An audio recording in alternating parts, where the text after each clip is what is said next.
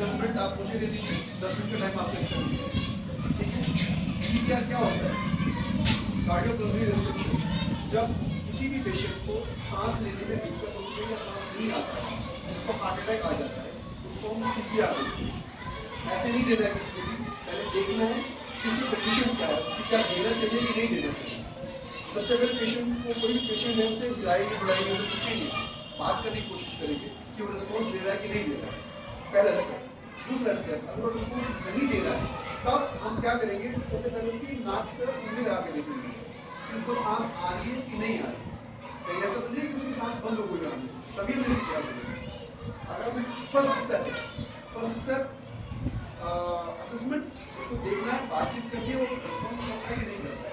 Second, उसकी knows पे finger लगा के देखेंगे यहाँ पे ऐसे कि उसको सांस आ रहा है कि नहीं आ रहा है। कई बार सांस बहुत हल्की हो रही होती है, हमें पता नहीं चलती, हवा है आसपास में, एटमॉस्फेयर में हवा नहीं पता चलता। ऐसी कंडीशन में हम उसके सीने को ऑब्जर्व करेंगे कि उसका सीना ऊपर नीचे हो रहा है कि नहीं हो रहा है, ठीक है।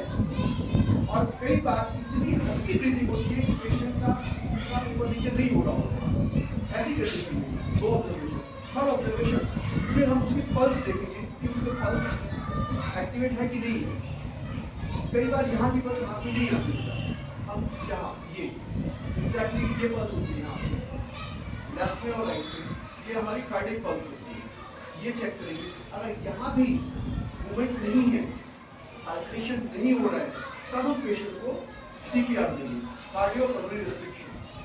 उसमें हम क्या करते हैं, जैसे ये एक पेशेंट है हमारा, इस पेशेंट को सबसे पहले हमने देखा कि कोई ऑब्जर्वेशन नहीं हो रहा है, कोई पेशेंट का मूवमेंट नहीं है, कोई पेशेंट का रिस्पॉन्स नहीं आ रहा है।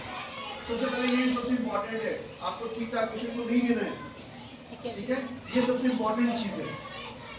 उसके बाद हम क्या करेंगे, ये तो जो ऊपर है अभी, अदरवाइज वो अभी नीचे लिटाना होता है जमीन पर, यहाँ पे टेबल के ऊपर भी है, तो हम सबसे पहले ये मुद्रा बनाएंगे ऐसे, ये हाथ में ऐसे, हाथ को एक दूसरे में।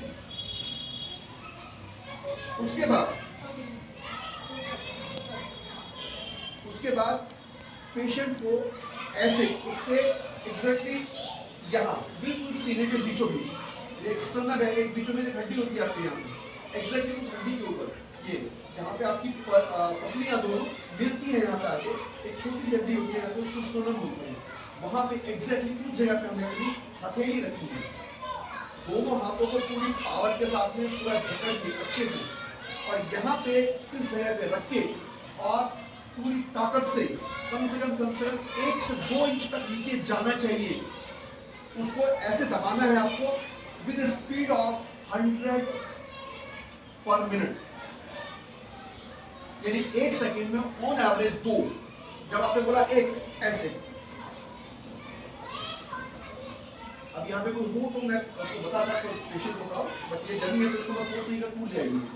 ये पूरी ताकत से आपको लगाना है। ऐसी कंडीशन में क्या होता है कि कई बार पेशेंट की हड्डियों का नुकसान हो सकता है, टूट सकती है, उससे नहीं डरना है, वो हम बाद में ठीक कर लेंगे, पेशेंट की हम बाद में रिपेयर कर लेंगे। लेकिन अगर जान ही नहीं बचेगी तो क्या करेंगे, तो हमें पूरी ताकत से करना है, और 100 से 120 टाइम्स पर मिनट, यानी 1 सेकंड में अप्रोक्सीमेटली 2 बार ऐसे पूरी ताकत के साथ। ये हथेली आपकी इस जगह स्टर्नम पे आनी चाहिए, और ये स्टर्नम 2 इंच कम से कम नीचे जाना चाहिए।